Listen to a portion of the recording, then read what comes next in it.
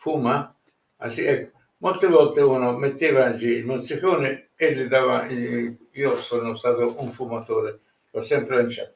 E allora può darsi, siccome ho fatto questo mozzicone è andato a contatto con l'esplosivo. Perché è andato a contatto con l'esplosivo? Perché non era stata la bomba, non c'è stata la bomba.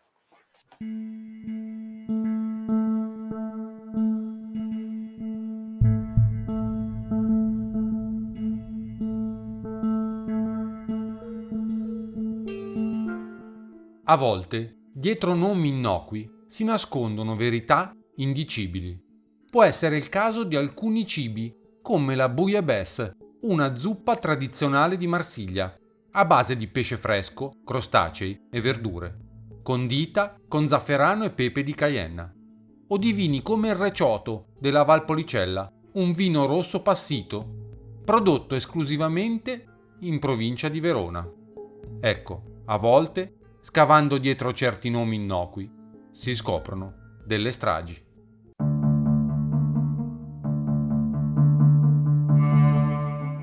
(1978) Roberto Calvi viene indagato a Milano per violazioni valutarie, allora un reato molto grave, a seguito dell'ispezione della Banca d'Italia. 1979 Calvi viene anche indagato a Roma per concorso in bancarotta nel crack del gruppo Genghini, un noto costruttore edile, iscritto alla P2 come Calvi.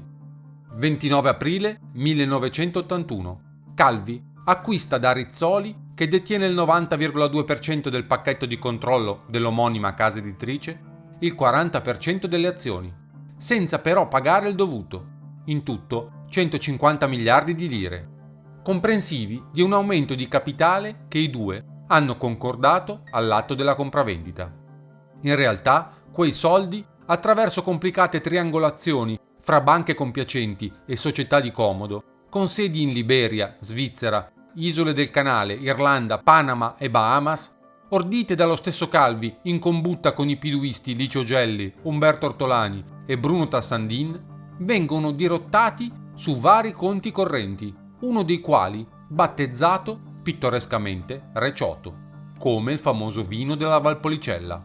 Dal Banco Andino, una banca controllata dal Banco Ambrosiano, vengono inviati 15 miliardi ad un conto cifrato svizzero, intestato a Licio Gelli. I soldi sono stati distratti da Calvi ed hanno un preciso scopo: finanziare la corruzione, tramite Licio Gelli, dei giudici che stanno seguendo i procedimenti di Calvi a Milano e a Roma. Gelli ha infatti assicurato a Calvi di poter svolgere tale attività corruttiva. Ma si tratta di un'immane sola, ai danni del banchiere lombardo. Dei soldi ricevuti infatti Gelli farà tutt'altro utilizzo.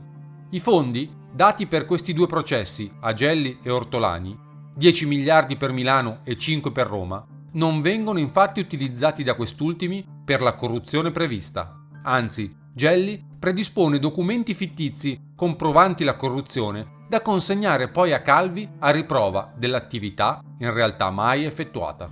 Marzo 1981. Vengono scoperti a Castiglionfibocchi le liste della P2. La pubblicazione dei 962 nomi di aderenti o presunti aderenti alla loggia massonica P2 guidata da Licio Gelli ha provocato prese di posizione, smentite, incredulità. I nomi sono tanti e qui vedete l'elenco diramato dalla agenzia ANSA. Un elenco che comprende nomi con a fianco numeri di tessera e date di iscrizione e quote pagate. Nomi senza queste annotazioni e sarebbero quelli degli aspiranti e nomi di persone che avrebbero potuto essere invitate a far parte della loggia. Tra i tanti nomi quelli dei ministri Foschi e Manca e tra i cosiddetti aspiranti il ministro Sarti, che hanno tutti e tre recisamente smentito, come pure i sottosegretari Belluscio, Picchioni e Bandiera. Nella lista vi sono parlamentari democristiani, socialisti, socialdemocratici, repubblicani, missini, liberali, il segretario del Partito Socialdemocratico Longo, alti ufficiali dei servizi segreti, dei carabinieri, della Guardia di Finanza, della Marina, dell'Aeronautica, dell'Esercito, della Polizia, alti funzionari dello Stato, questori e prefetti, diplomatici, giornalisti, imprenditori delle diverse categorie, tra gli altri Rizzoli e Berlusconi, magistrati, docenti universitari. Gelli fugge all'estero. 21 maggio 1981. Calvi viene arrestato su ordine del magistrato Gerardo D'Ambrosio. per esportazione illecita di valuta, processato e condannato a 4 anni di reclusione. Settembre del 1981. Angelo Rizzoli riceve nel suo ufficio di Roma la visita inaspettata di un agente segreto appassionato di gastronomia, un uomo dall'evidente doppia identità, o forse afflitto da sdoppiamento della personalità, considerato che firmava le recensioni dei ristoranti sull'Espresso con lo pseudonimo Gueux et Millau. Federico Umberto D'Amato, già direttore dell'ufficio affari riservati del Ministero dell'Interno, iscritto alla loggia P2. Il controverso personaggio gli dice: Calvi la vuole vedere. Il padrone del Corriere viene condotto dallo 007 Gourmet in una casa di via del Governo Vecchio, dove Francesco Pazienza convive con la sorella del produttore cinematografico Aurelio De Laurentiis. Lì, in effetti, trova ad attenderlo Roberto Calvi, tornato libero da poche settimane dopo quasi 3 mesi passati in galera per evasione valutaria. Il banchiere lo aggredisce con la bava alla bocca. Dove sono finiti i soldi della Rizzoli? Non vorrà farmi credere che lei non sa nulla del vino veronese. Angelo Junior, allora soprannominato Angelone per via della stazza, rimane interdetto. Si stava parlando dei suoi soldi, di Rizzoli, che Calvi avrebbe dovuto versargli almeno 4 mesi prima. 18 giugno 1982. Calvi viene trovato impiccato sotto il ponte dei Frati Neri. 13 settembre 1982, ore 15. Un uomo entra in una banca a Ginevra. È infuriato per il blocco di alcuni suoi conti cifrati a lui intestati. Blocco deciso dalle autorità giudiziarie elvetiche. Lui ne chiede l'immediata liberazione. L'uomo ha con sé un passaporto argentino. Viene trattenuto con un pretesto in ufficio dal direttore della banca, mentre qualcuno avverte la polizia. Il passaporto risulta contraffatto e l'uomo è in realtà italianissimo. Si chiama Licio Gelli. Viene quindi portato in commissariato e poi al carcere di Champs-Élysées, nella periferia di Ginevra. Gelli è colpito da una sfilza di mandati che vanno dallo spionaggio politico-militare alla cospirazione politica, alla truffa, all'associazione per delinquere. Lo cerca anche il giudice Aldo Gentile, che sta indagando sulla strage di Bologna. Lo cerca per via delle rivelazioni, poi smentite, fatte dal superteste Elio Ciolini, che ha parlato di una superloggia di Montecarlo che avrebbe al centro Gelli ed alcuni ex della P2. Una superloggia che sarebbe dedita al traffico di armi. Ciolini avrebbe poi parlato del presunto rapporto fra Licio Gelli e Stefano Delle Chiaie, da poco colpito da mandato di cattura per la strage di Bologna. A Gelli viene sequestrata della documentazione e gli effetti personali, tra cui il portafoglio. 12 agosto 1983. Gelli fugge in tutta tranquillità dal carcere ginevrino.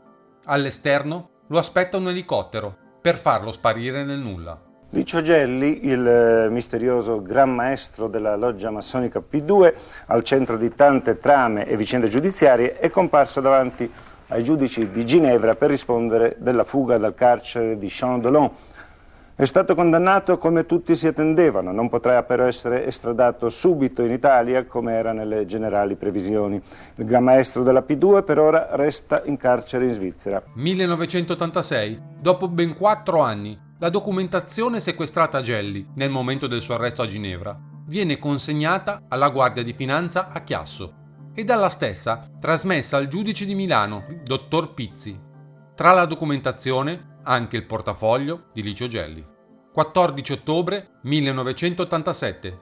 Il legale dell'ex capo della P2 Licio Gelli, l'avvocato Fabio Dean, incontra l'allora direttore centrale della Polizia di Prevenzione, Umberto Pierantoni. Dean dice che l'ufficio in cui si trova può fare molto per ridimensionare il tutto, aggiungendo che tra i documenti sequestrati a Gelli nel 1982 ci sono degli appunti con notizie riservate, che spetterà poi a Gelli avvallare o meno, sulla base di come gli verranno poste le domande stesse. Una frase dal tono intimidatorio, volta forse a distogliere l'attenzione dei magistrati dalla documentazione sequestrata. Ed aggiunge Dean che altrimenti Gelli sarà costretto a tirare fuori gli artigli. Lei ha parlato della sua volontà di far chiarezza su tutto, a volto aperto. Ecco, questo è un impegno che si assume ora ufficialmente di fronte all'opinione pubblica, di fronte a questa telecamera? Certamente, lo sto assumendo ufficialmente e lei vedrà che io provvederò a chiarire punto per punto. Senza reticenze? Senza reticenze, soltanto con la verità. Nient'altro che la verità e solo con la verità. Un confronto a volto aperto? Certamente, li accetto completamente, ma da uomo libero. Quando poi troveranno qualcosa, una prova, e allora sì, io sconterò tutto quello che è previsto da quella prova. 10 anni dopo, 1996, archivio segreto dei servizi di sicurezza di Via Appia, a Roma. Viene ritrovato un documento classificato come riservatissimo, ma sul quale non era mai stato posto alcun numero di serie, andando così disperso fino a questo ritrovamento. È un appunto per il ministro dell'Interno, Amintore Fanfani, datato 15 ottobre 87 e firmato dall'allora capo della polizia Vincenzo Parisi. Un documento nel quale si racconta dell'incontro Pierantoni Dean. Il documento ritrovato viene denominato Documento Artigli. 2020. Si apre l'ultimo processo sulla strage di Bologna. Il documento fondante di questo nuovo procedimento è il Documento Bologna. Il Documento Bologna è un libretto con movimentazioni bancarie che viene recuperato poco prima dal dottor Prati nell'Archivio di Stato di Milano, all'interno del portafoglio di Licio Gelli, conservato dopo il sequestro per il procedimento sull'Ambrosiano del 1987. Il dottor Pizzi, in data 22 luglio 86, ne aveva fatto copia per il procedimento Banco Ambrosiano e ne aveva restituito la documentazione alla Guardia di Finanza, che l'aveva archiviata. Già allora, il documento Bologna venne definito documento di particolare interesse ed analizzato in forma separata, nonché anticipata, rispetto al resto della documentazione repertata. Ma quel procedimento riguardava la distrazione di fondi dal Banco Ambrosiano, già di per sé provata dal numero di conto corrente di partenza dei 15 miliardi che risultavano sul documento Bologna. Molto blando al tempo fu invece l'interesse per i motivi per cui quelle somme erano state versate e da quali soggetti fossero stati incassati i soldi. Il documento riporta un'intestazione Bologna e un numero. Nell'anticipazione documentale del 1986 si scrisse da parte del gruppo investigativo milanese: non si riesce allo Stato a dare un significato ben preciso alla parola Bologna. Era sfuggito quindi l'interesse dell'82 per Gelli della Procura di Bologna per la strage. Per quanto riguarda il numero indicato, corrisponde a un conto corrente acceso presso la UBS di Ginevra intestato alla persona di Licio Gelli.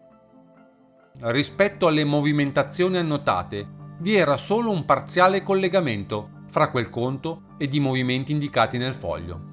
Nel documento vi sono delle date, una colonna motivo, una colonna importo ed una versamento conto, seguito da note di vario genere. Le somme erano state distratte da Roberto Calvi per la propria difesa giudiziaria, indicata come DIF Milano, difesa Milano, e DIF Roma, difesa Roma. Zaff starebbe per zafferano, l'ingrediente segreto della bouillabaisse, un piatto tipico di Marsiglia. E di Marsiglia era Federico Umberto D'Amato, che nei suoi libri raccontava di come si fosse innamorato della cucina grazie allo zafferano della bouillabaisse. Con i soldi ricevuti in quest'occasione, Federico Umberto D'Amato avrebbe comprato, tramite fiduciarie svizzere, un appartamento a Parigi per la sua compagna. Tortuga e Bucada sono i nomi in codice di conti cifrati, il cui beneficiario è Ceruti Marco. Il conto Recioto è già conosciuto. Il conto Bologna 525 è invece intestato a Gelli, dove arrivano 1 miliardo e 900 milioni, di cui 500 tornano a Bucada. Il 20 e il 30% sono invece percentuali che Gelli e Ortolani trattenevano a monte a livello personale. Ceruti, per la Procura Generale di Bologna, è stato l'uomo di fiducia di Gelli nella gestione dei soldi del conto Bologna. Lui avrebbe ricevuto i 5 milioni di dollari serviti a finanziare i NAR di Fioravanti e Mambro e a pagare i depistaggi dopo la strage. Erano contenute in questa valigia le 8 rudimentali bombe già pronte all'uso, rinvenute ieri, come già abbiamo dato notizia, sul treno Taranto-Milano fermato alla stazione di Bologna.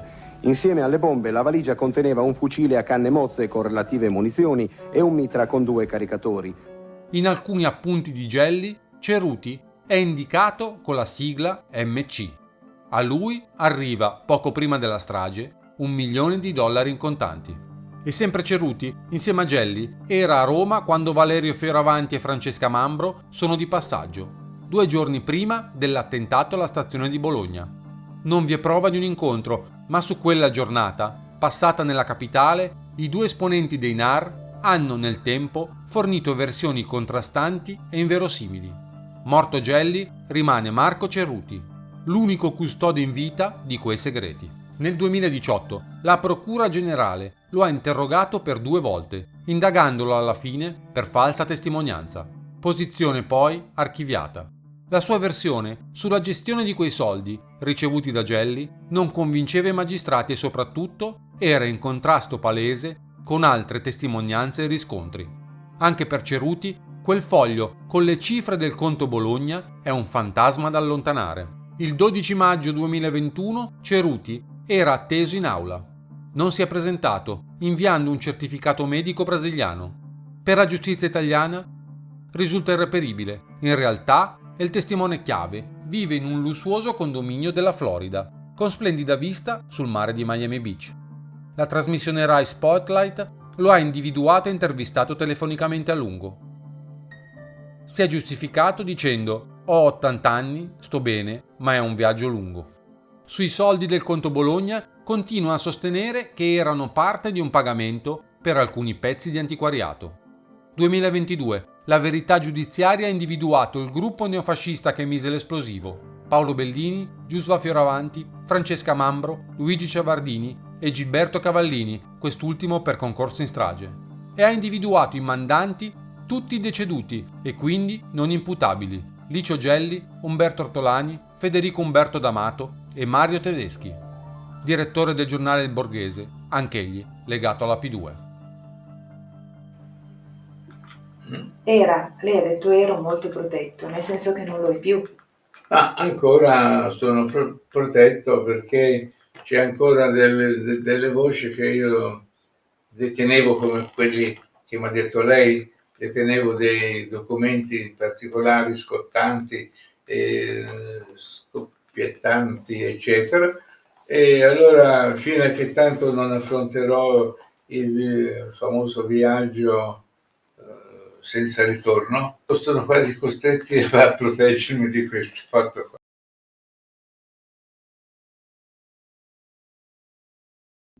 No, lo dico io, guarda, questo È suo, no? non lo... Se lo ricorda? No, io questo non l'abbiamo veduto e non l'hanno nemmeno voluto vedere i miei avvocati.